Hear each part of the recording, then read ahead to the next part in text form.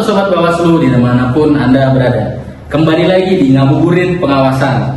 Hari ini telah hadir Koordinator Divisi Penanganan Pelanggaran dan Data Informasi, Bapak Sobirin.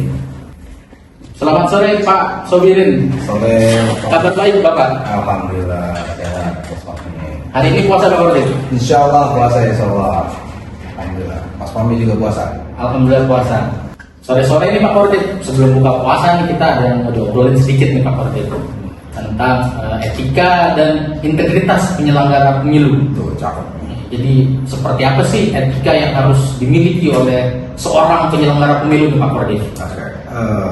Jadi gini Mas Fahmi, kita sebagai penyelenggara yang pertama itu kita harus memiliki integritas. Sebetulnya bukan hanya penyelenggara pemilu yang harus memiliki integritas. Integritas yang baik itu sebagai warga negara, apalagi kita yang memang mengabdikan diri kepada negara ini. Mas Fahmi juga kan PNS yang memang sudah menjadi abdi negara. Kita sama-sama harus satu memiliki integritas. Integritas yang dimaksud ini adalah teguh dalam pendirian. Artinya kita tidak bisa disuap, kita tidak bisa katakanlah kita tidak boleh menerima dalam bentuk apapun yang menunjukkan peserta pemilu. Itu yang perlu kita sama-sama jaga ya. Apalagi di PNS, di ASN sendiri juga punya kode etiknya. Sama di Bawaslu juga sebagai penyelenggara kita benar-benar memiliki kode etik yang perlu kita sama-sama jaga dan kita diawasi oleh DKPP. Nah, dalam Islam sendiri itu ada beberapa ayat Al-Quran yang memang kita diharuskan sebagai diperintahkan oleh Allah Subhanahu wa Ta'ala bahwa kita harus berintegritas. Saya bukan ustadz, jadi saya harus baca juga nih ayatnya pemirsa. Dalam ayat surat Al-Hud ayat 112. Bismillahirrahmanirrahim. Fastaqim kama umirta wa man taba ma'aka wa la taqdaw. Innahu bima ta'maluna basir. Yang artinya begini Mas Fahmi, maka tetaplah di jalan yang benar. Nah, sebagaimana engkau di sini memang waktu itu diperintahkan ke Nabi Muhammad. Nabi Muhammad telah diperintahkan, begitu pula orang-orang yang bertobat bersamamu, dan janganlah kamu melampaui batas dalam hal ini. Sesungguhnya Dia Maha melihat apa yang kamu kerjakan. Apa sih maksudnya gitu kan? Nah, masuk ayat di sini, ini Allah Maha melihat apa yang kita kerjakan. Kita sudah diberi amanah yang jelas sama negara dan rakyat Indonesia. Itu jelas bahwa amanah ini kita harus benar-benar jalankan. Itulah integritas yang perlu kita tanamkan dalam diri. Nah, berhubung bulan puasa nih Mas Fahmi, yang perlu kita refleksikan kepada diri kita bahwa sesungguhnya yang perlu kita tahu, Allah sesungguhnya Maha melihat apa yang tidak dilihat oleh manusia lain, tapi apa yang manusia itu kerjakan juga Allah melihatnya. Aduh nih Pak Kodir, lumayan berat nih Pak Kodir. Saya sudah penyelenggara pemilu, ASN pula, double nih Pak Kodir. Betul. Sangat berat sekali untuk menjaga integritas sebagai seorang penyelenggara yang notabene ASN. Ya memang gini Mas Fahmi. Amanah ini kan mumpung di bulan Ramadan, kita harus menjaga amanah kita kan sebagai penyelenggara negara maupun penyelenggara pemiluan. Mas Fahmi sudah penyelenggara negara, berada di penyelenggara pemiluan. Memang double ya Mas Fahmi. Maka jangankan katakanlah begini Mas Fahmi, kita sudah menjalankan amanah ini, kita ibadahkan saja niat nawaitu kita dari rumah untuk anak istri. Paling enggak setiap langkahnya Mas Fahmi ini, kalau memang tadi yang sesuai dengan ayat yang saya bacakan, paling tidak itu akan menjadi pahala jariah ke depan untuk Mas Fahmi. Semua kita ya, bagi penyelenggara pemilu manapun yang ada ya. Mungkin itu Mas Fahmi.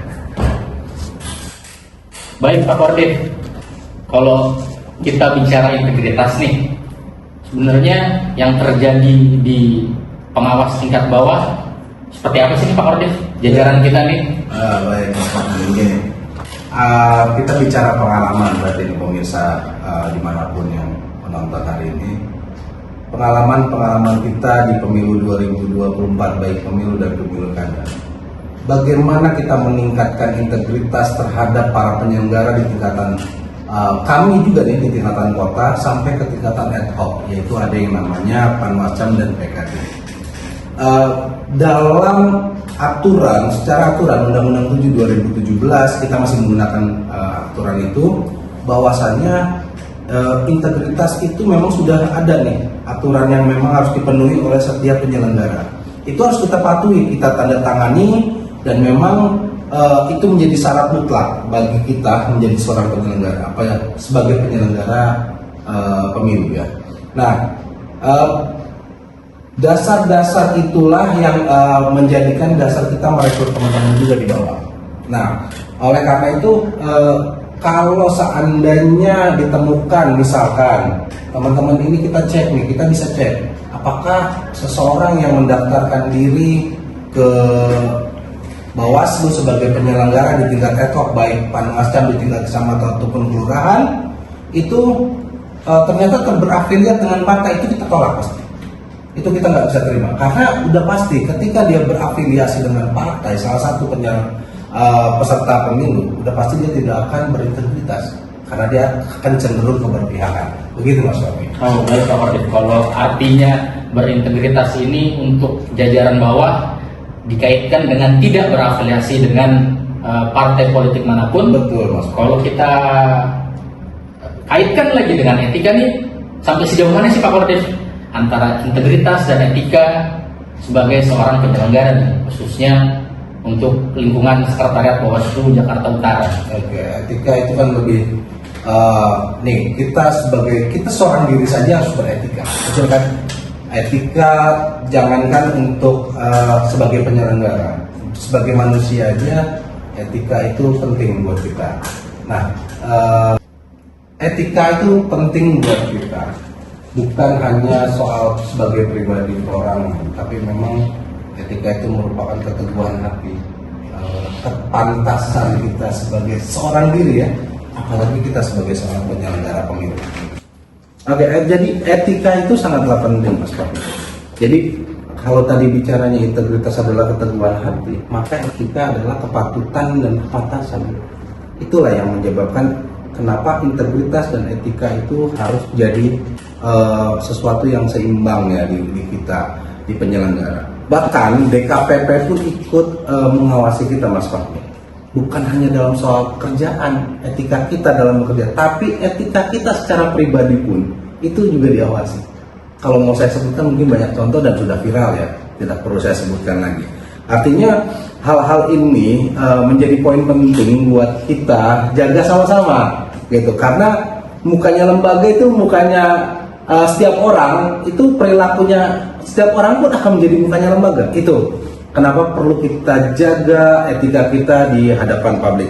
Ini Rasulullah juga pernah mengingatkan kita tentang pentingnya. Saya baca ya, saya takut salah soalnya saya bukan ustadz Mas Fahmi. Ini kurang lebih begini, Rasulullah pernah bersabda dalam hadis riwayat Muslim nomor 1833. Itu pernah menyatakan begini, Rasulullah pernah mengingatkan kita, barang siapa di antara kalian yang diangkat oleh kami untuk suatu jabatan dan ia menyembunyikan dari kami sebuah jarum atau yang lebih kecil dari itu, maka itu adalah penggelapan, sama dengan korupsi, sama dengan tidak menjaga etika. Ini baru kutipannya saja, bukan hadis lengkap yang selalu saya bacakan, tapi artinya begini, secara agama, secara norma negara, kita memang sudah diatur dalam berintegritas dan beretika.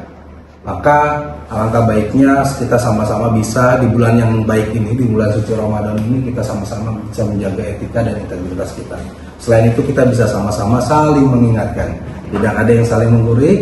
Hal ini mungkin sebatas sebagai sharing kita Mas Fahmi, sebagai penyelenggara, kita berada di tempat yang sama, di penyelenggara pemilu di Bawaslu Jakarta Utara. Mudah-mudahan ke depannya kita bisa menjaga lembaga ini ke arah yang lebih baik.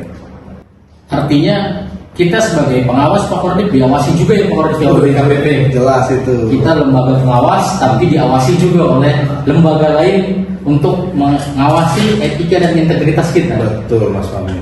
Terakhir nih Pak Kordif, harapan kedepannya seperti apa sih untuk Bawaslu Jakarta Utara khususnya terkait integritas dan etika?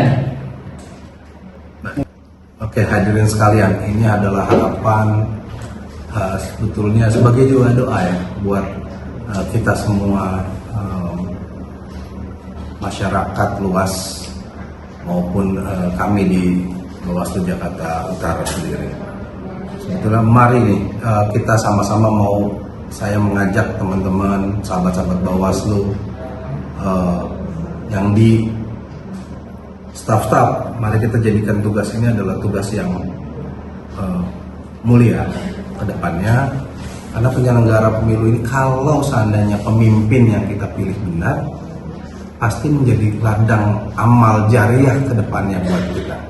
Tapi sebaliknya, ketika yang kita pilih pemimpinnya melakukan kebijakan yang salah, dan kita tahu melakukannya dengan cara curang-curang, ditutupi, dilindungi oleh penyelenggara, jelas itu akan menjadi dosa jariah juga buat kita ke depannya.